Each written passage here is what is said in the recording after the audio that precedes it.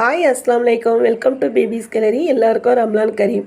இன்றைக்கி ஒரு mini vlog தான் பார்க்க போகிறீங்க. எல்லாம் தராவியை தொழுதுட்டு வந்து இன்றைக்கி சப்பாத்தி முட்டை சப்ஜி ரெடி பண்ணியாச்சு.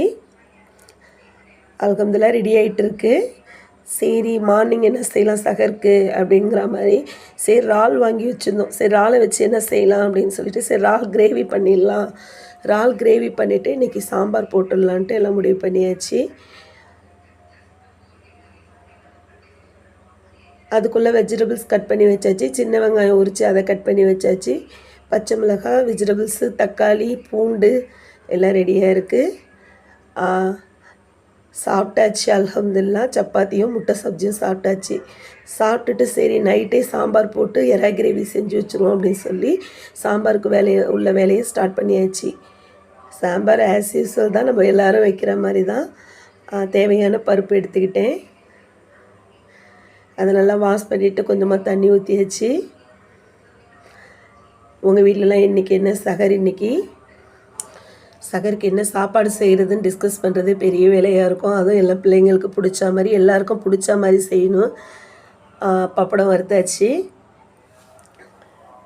சரி பப்படம் வறுத்துட்டு அதே எண்ணெயிலேயே நம்ம வந்து எறா கிரேவி செஞ்சிடலாம், இறால் கிரேவி செஞ்சிடலாம். சின்ன வெங்காயம் போட்டுக்கிட்டு தக்காளி, பச்சை மிளகாய், மிளகாய் பொடி, மஞ்சள் பொடி, இஞ்சி பூண்டு பேஸ்ட்டு. இறால் கிரேவி சூப்பராக இருக்கும். சாம்பாருக்கும் காரப்பொடி போட்டாச்சு. கொஞ்சோண்டு குழம்பு மசாலாவும் போட்டுக்கிட்டேன். இறால் நல்லா மஞ்சத்தூள் போட்டு வாஷ் பண்ணி வச்சுருக்கா, அதையும் போட்டாச்சு. தேவையான சால்ட் போட்டுக்கிட்டேன். கொஞ்சம் கருவேப்பிலை போட்டுக்கிட்டேன். அது அப்படியே அது வெந்துட்டுருக்கு.